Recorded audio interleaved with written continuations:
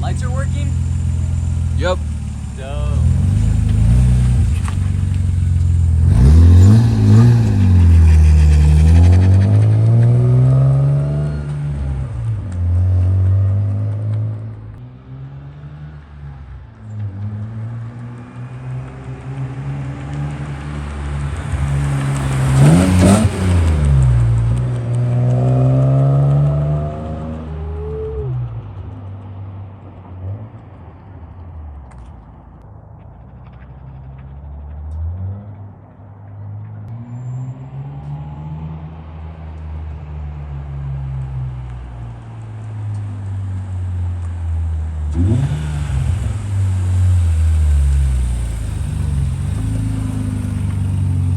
It's driving.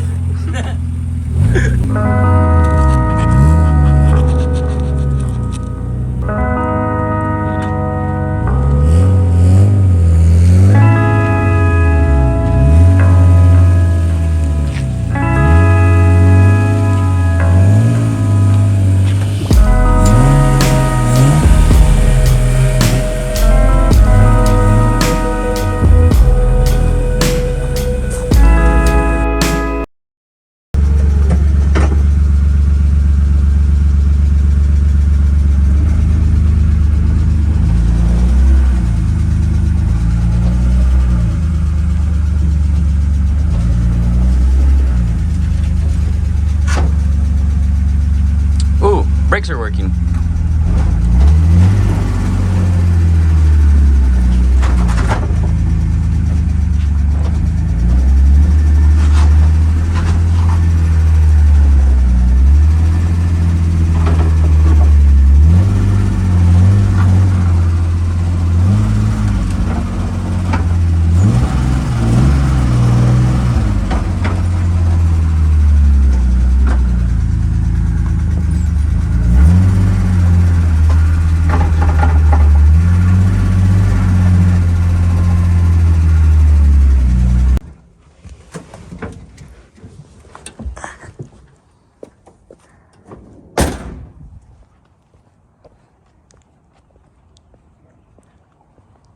Choo!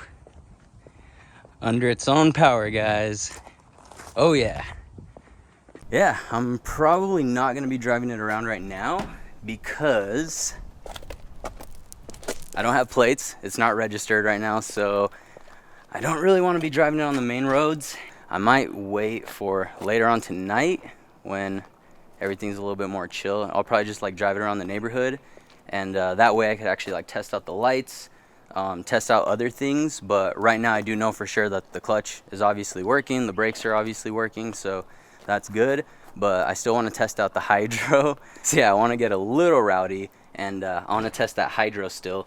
Yeah, I'm probably gonna have to wait for the night or wait until I actually like have this thing registered. So I should have it registered soon, and that way I could actually go and like actually rip this thing. But for now we have to kind of do it low key. So yeah, right now I don't really have that much fuel in it, so I'm probably just gonna like drive it up and down the street just to kind of check it out. As you guys can tell, the diff is welded, if you guys couldn't tell. But yeah, right now turning isn't the smoothest thing.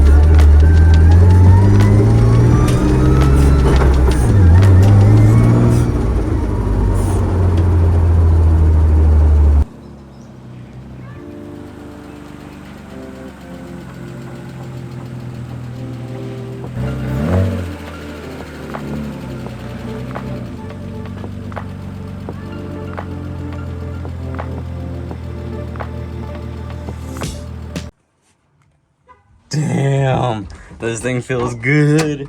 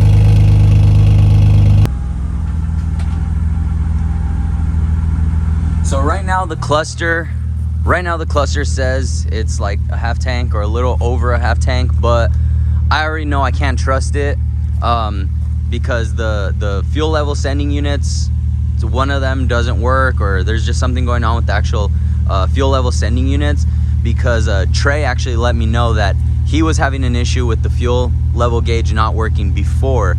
So that's actually been an issue, and in my opinion, I think it's probably just the sensors. But anyway, I just need to put a little bit of fuel in this thing, and I'm just gonna go cruise around a little bit.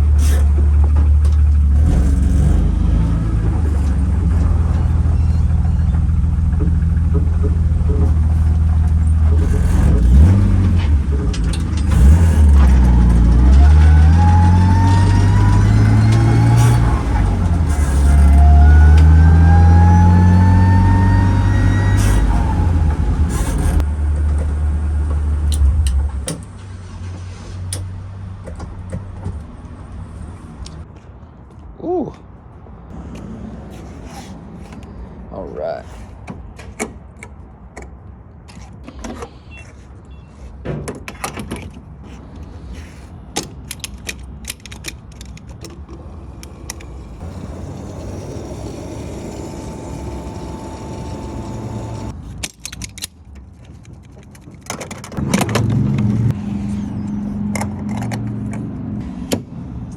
All right, let's get it.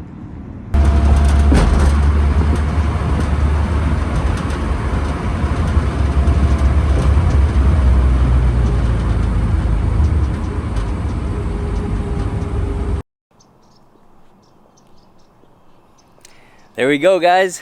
The E36 is out in the wild. It's actually driving around under its own power, and so far so good. There are a couple of issues here and there. We'll kind of go over them in this video, but overall it's solid. I could not be happier right now. I'm super excited. So right now we're just at this little kind of like parking garage type of thing right by my house. I like to come take photos and stuff here. That's kind of what I'm doing. I definitely need to wash the car. Super dirty, but yeah, I was just super excited. It isn't registered yet, so kind of risking it right now. So yeah, I'm just beyond stoked to just see this thing out and about and just actually being able to drive it around. I don't know, this just came way sooner than I thought it would in all reality. So yeah, we'll see what I get into later. But as of right now, I just kind of wanted to go over some of the little issues here and there that I've been having with the car, and some of the little things that I had to address so far. So yeah, let's kind of get into that.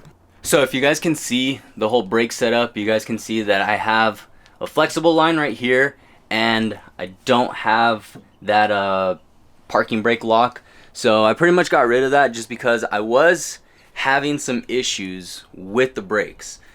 So when everything would get up to temp after like driving it around for a while, I noticed that the brakes were sticking. So the car was basically acting like it was braking at all times, like there was brake pressure at all times.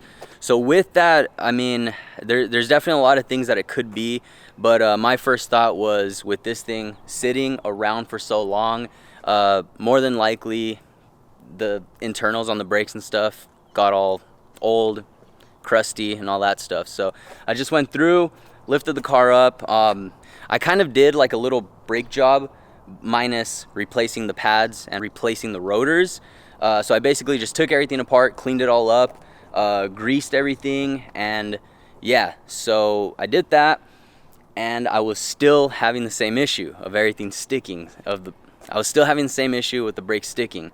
So from there, I was thinking maybe it was the inline hydro or the proportioning valve or that parking brake lock. So I just kind of went through one by one and eliminated them.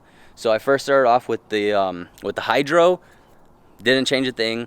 I took out the parking brake lock, and honestly I just wanted to take that parking brake lock out just because it didn't work. It didn't really work the way I wanted, which I kind of figured. It was really cheap, so whatever. So I took that out, but that wasn't the issue.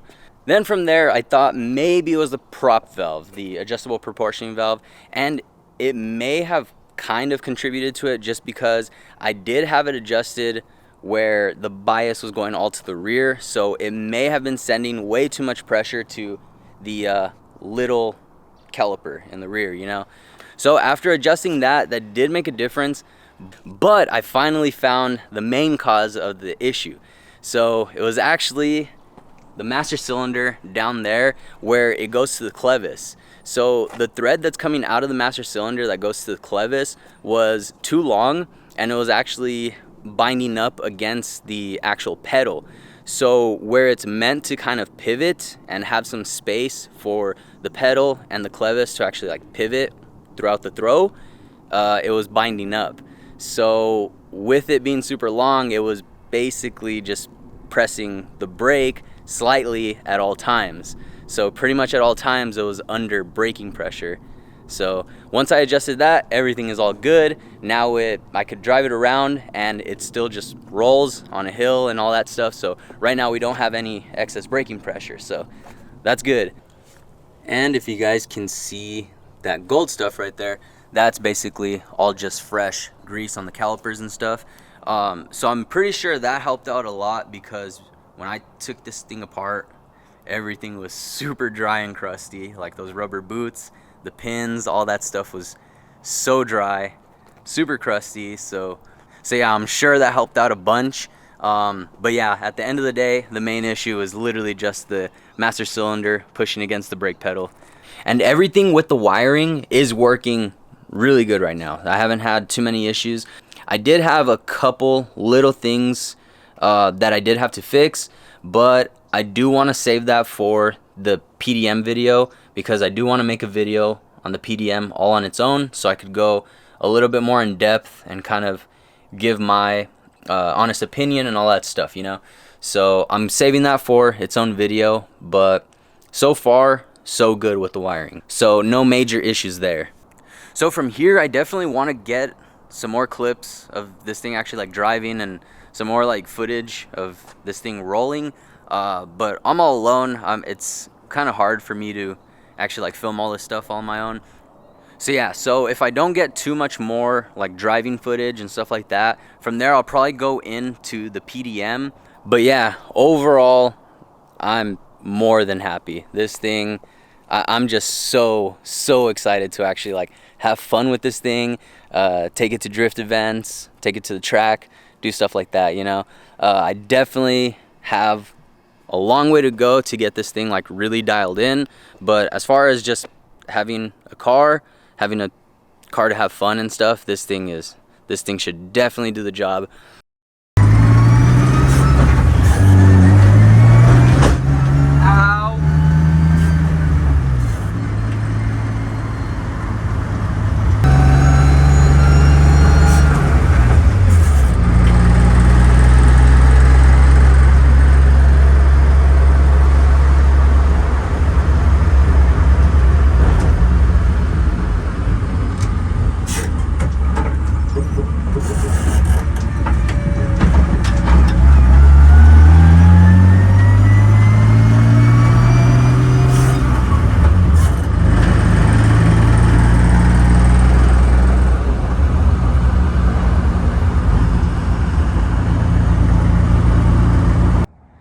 All right, guys, and here we are. The E36 is posted up. This thing is driving super good. There are a lot of things that I do need to address pretty soon. So first and foremost, the guibo. So if you guys do see any of the like in-car footage while I'm driving it around, I'm sure you guys are hearing a lot of whining noises and you guys are hearing a lot of shaking and rattling and stuff, and that is the guibo. So the guibo, that thing is super torn apart. The rubber is really tearing apart on that thing, so that can give away at any time really soon. So I don't want to be pushing it before I get a new guibo in there. But yeah, that, I mean, like if I start going up in speed, it starts smelling like burnt rubber and stuff because all of that rubber on that guibo is just giving out.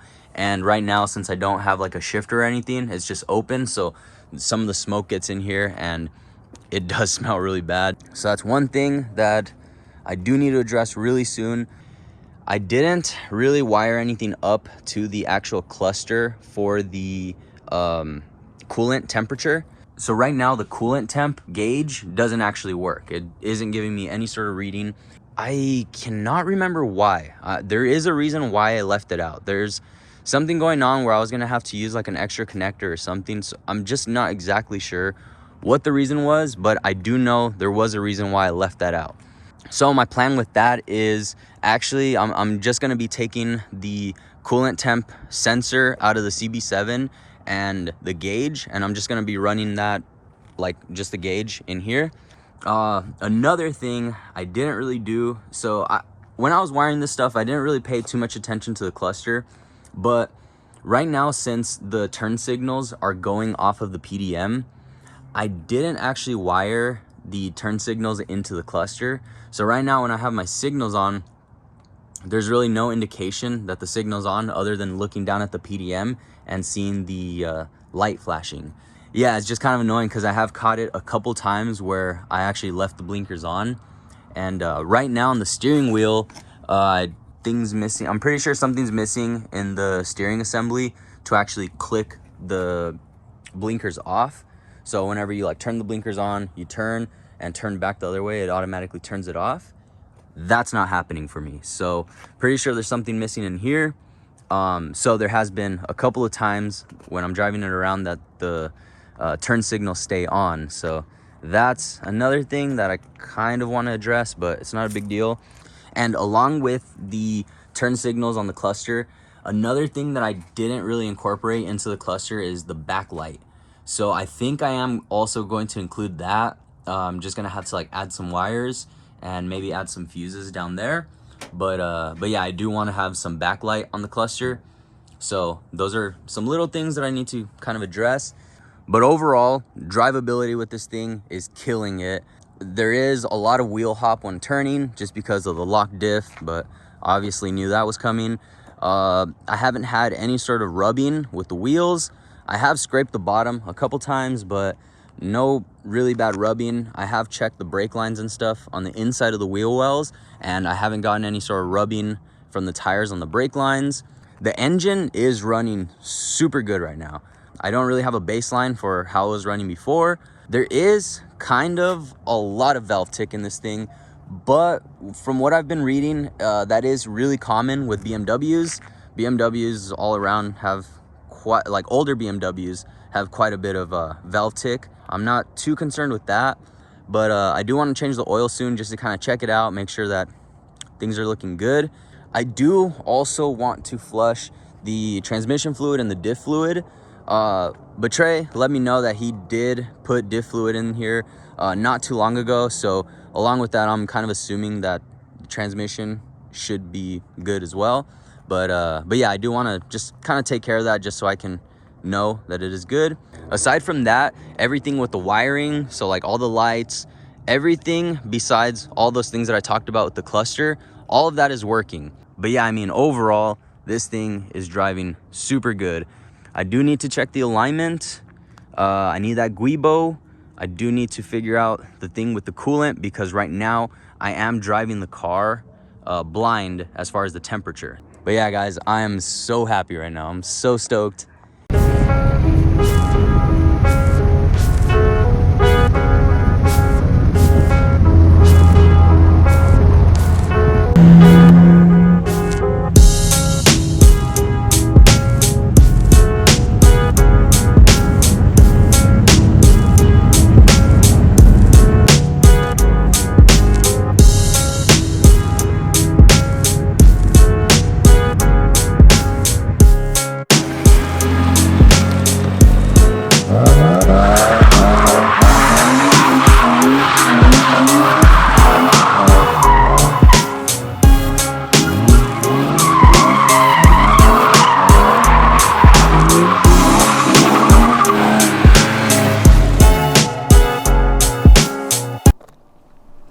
And there we go, guys. The E36 is driving. It's out in the wild.